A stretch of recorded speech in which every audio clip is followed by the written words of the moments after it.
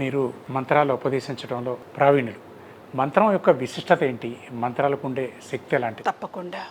మంత్రం అన్న శబ్దంలోనే మంత్రం యొక్క శక్తిని గురించిన విశేషాలు కనిపిస్తున్నాయి. మంత్రం అంటే మననాత్ త్రాయతే ఇది మంత్ర. మననం చేస్తే, స్మరిస్తే, మనస్సులో భావన చేస్తే ఏదైతే రక్షిస్తుందో అదే మంత్రం. శబ్ద స్వరూపంగా మనల్ని రక్షించేటువంటి అస్త్రం మంత్రం. దేవతకు సంబంధించినటువంటి ఆ శబ్దం బీజాక్షరాలతో సమూహంతో ఒక మహాశక్తిని ఉత్పన్నం చేయగలిగినటువంటి ఒక అద్భుతమైనటువంటి విధానమే మంత్రం. మామూలుగా మంత్రాల్లో కూడా మూల మంత్రము, మూల బీజము అనేటువంటి మాటలు వినిపిస్తూ ఉంటాయి. అంటే ఆ దేవత శక్తి యొక్క మూల శబ్దం ఈ మంత్రం, ఆ దేవతా శక్తి యొక్క మూల అక్షరం ఈ మూల బీజం. అంటే అక్షరముల ద్వారా ఉత్పన్నమయ్యేటువంటి శబ్దములో నుండి వచ్చేటువంటి శక్తి ద్వారా కార్యసిద్ధిని కలిగించేటువంటిది మంత్రం.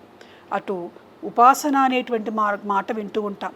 ఫలానా దేవత ఉపాసకులు వీళ్ళు, ఫలానా దేవత ఉపాసన చేస్తుంటారు వాళ్ళు అని. అంటే మంత్రాన్ని 2-3 రకములైనటువంటి ఉద్దేశాలతో, లక్ష్యములతో సాధన చేస్తూ ఉంటారు. ఒకటి, దేవతాత్మకమైనటువంటి కృప. నాకు ఇంకేమీ అవసరం లేదు, దేవతానుగ్రహం నాకు రావాలి, ఆ దేవతానుగ్రహం లోకానికి నేను పంచగలగాలి అని చేసేటువంటి సాధన. 2, దేవతానుగ్రహం నాకు మాత్రమే కావాలి, నేను దేవతను చూడగలగాలి అని దేవతను చేరటానికి చేసేటువంటి సాధన. 3, నాకున్నటువంటి ఇబ్బందులు, కష్టాలు తీరిపోవాలి, నేను కోరుకున్నవి జరగాలి, నేను కావాలనుకున్నవి నాకు లభించాలి అని సంకల్పంతో చేసేటువంటిది ఒక విధానం. ఇలా 2-3 విధానాలు, 2-3 రకాలైనటువంటి సంకల్పములతో అనేకమైనటువంటి భక్తులు రావటం, మంత్రోపదేశం తీసుకోవటం, ఆ మంత్ర మార్గంలో ముందుకు వెళ్ళి కామ్యసిద్ధిని పొందటం అనేటువంటిది ఇవాళ మన వ్యవస్థలో ఇక్కడ జరుగుతూ ఉన్నది. మీ గురువుగారు కృతాలం పీఠాధీశ్వరులు సిద్ధేశ్వరానంద భారతి గారి దగ్గర నుంచి మీరు ఏం నేర్చుకున్నారు? వారి నుంచి నేర్చుకోవాల్సిన విషయాలు ఎన్నో నేర్చుకుని ఉంటారు కదా. ఎన్ని నేర్చుకున్నా ఇంకా మిగిలే ఉంటాయి వారి దగ్గర నుండి నేర్చుకోవటానికి. నడిచే విజ్ఞాన సర్వస్వం. మహేశ్వరి అనే బిరుదు కూడా ఇచ్చారు కదా. అవును, స్వామివారి అనుగ్రహించారు. నడిచే మంత్రస్వరూపంగా, నడిచే దైవంగా చెప్తారు మా పరమ పూజ్యులైనటువంటి జగద్గురువులు కుర్తాళం పీఠాధిపతుల వారిని. ఎందుకంటే మంత్ర సాధన అనేటువంటిది వారు నాకు వారసత్వంగా ఇచ్చినటువంటిది.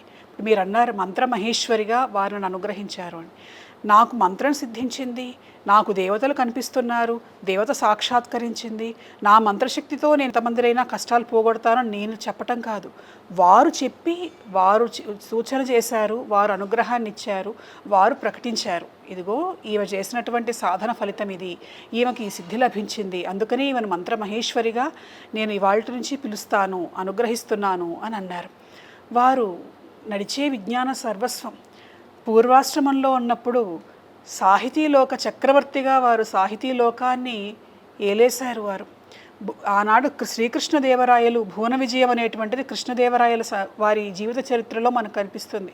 అటువంటి భువన విజయములను, సాహితీ రూపకములను, తెలుగు జాతిని, తెలుగు భాష యొక్క ప్రావీణ్యతను ప్రపంచ దేశములకు సాహితీ రూపకముల ద్వారా దగ్గర చేశారు పూర్వాశ్రమంలో డాక్టర్ ప్రసాదరాయ కులపతి గారిగా. ఇవాళ మనం ప్రపంచ తెలుగు మహాసభలు అని అనుకుంటున్నాం. వారు ఎప్పుడో చేశారు.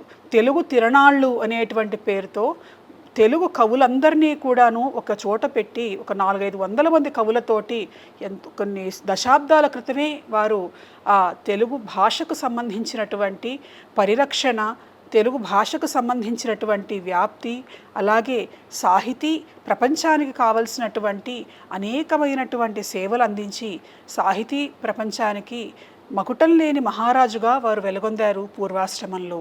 దాంతో పాటుగా ఆనాటి నుండి కూడా స్వామివారిని తలుచుకోగానే ఎవరికైనా మొట్టమొదటిగా గుర్తొచ్చేది ఏమిటి అని అంటే మంత్రం, సాహిత్యం, మంత్రం. మంత్రానికి శక్తి ఉంటుంది.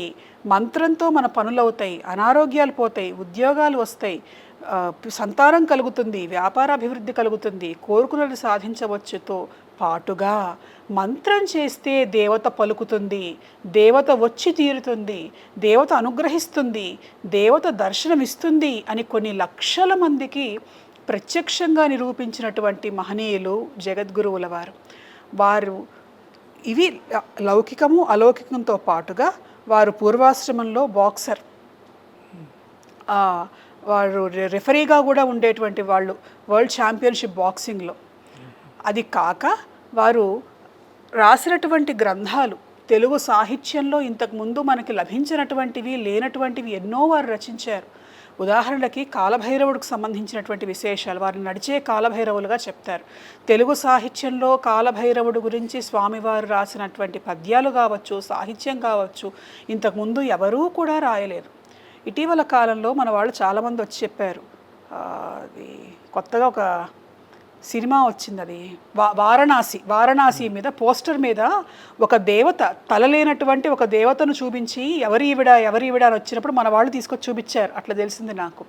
చిన్నమస్తాదేవి అని వజ్రవైరోచినీ దేవి, ఆమెను గురించినటువంటి సాహిత్యం, ఆమె మంత్రశక్తి మహిమ ఇలా చెప్పుకుంటూ పోతూ ఉంటే అటు దేవతా చైతన్యాన్ని ఇటు సాహిత్యాన్ని రెండూ కూడా సమ్మేళనం చేయటం, మంత్ర మార్గంలో మానవులను ముందుకు తీసుకువెళ్ళటం, ధర్మ మార్గంలో ప్రతి ఒక్కరిని ముందుకు తీసుకువెళ్ళటం చేస్తూ ఉన్నారు స్వామివారు. ధర్మరక్షణ యజ్ఞము అని ఒక ప్రత్యేకమైనటువంటి యజ్ఞములను వారు ప్రారంభం చేశారు. అంటే మన ధర్మాన్ని మనం రక్షించుకోవాలంటే శక్తి పుట్టాలి.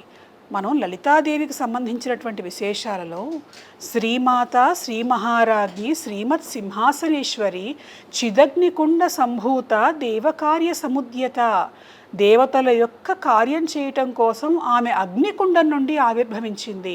అంటే విజయం కావాల్సి వచ్చినప్పుడు దేవతలు కూడా యజ్ఞం చేశారు, అమ్మవారిని మెప్పించారు. ఆ యజ్ఞంలో నుండి పుట్టినటువంటి పరమేశ్వరి రాక్షస సంహారం చేసింది, ధర్మ సామ్రాజ్యాన్ని నిలబెట్టింది. అలాగే ఈ కలియుగంలో మానవులకు శక్తి తగ్గుతూ ఉన్నది. ధర్మ రక్షణ చేయాలనేటువంటి సంకల్పం ఉన్న మానవ సంకల్పానికి దేవతా శక్తి తోడైతేనే ఆ సంకల్పం త్వరగా సిద్ధిస్తుంది అనేటువంటిది ప్రజలలోకి తీసుకువెళ్ళటం కోసం హిందూ ధర్మ రక్షణ యజ్ఞములను వారు ప్రారంభం చేశారు. ఎవరైనా సరే, స్త్రీలు పురుషులు, వర్ణములతో కులములతో సంబంధం లేదు, ఆ యజ్ఞకుండంలో కూర్చొని హిందూ ధర్మ రక్షణే ప్రధాన ధ్యేయంగా యజ్ఞములు చేయటం, ఆ శక్తిని దేశం కోసం ధర్మం కోసం ధారబోయటము అనేటువంటిది మామూలుగా అనేక పీఠాల్లో చేస్తూ ఉంటారు, ఋత్వికులందరూ కూర్చోబెట్టి చేస్తూ ఉంటారు. కానీ ప్రజలందరూ కూడా కూర్చోవాలి, కులాతీతులై వర్ణాతీతులై స్త్రీలు పురుషులు ప్రతి ఒక్కళ్ళు కూడా దేశం కోసం ధర్మం కోసం పాటుపడాలి అని అటువంటి ధర్మరక్షణ యాగములు యజ్ఞములను వారు ప్రారంభం చేశారు. ఆ కార్యక్రమాల పరంపరను మన శ్రీశక్తి పీఠం ద్వారా ముందుకు తీసుకెళ్లేటువంటి బాధ్యతలను నాకు వారు అప్పచెప్పారు. వారి గురించి ఎంతసేపైనా నేను చెబుతూనే ఉంటాను, మాట్లాడుతూనే ఉంటాను. ఎందుకంటే వారి మహత్వం అంతటిది, అసామాన్యమైనటువంటిది స్వామివారికి సంబంధించిన విశేషాలు.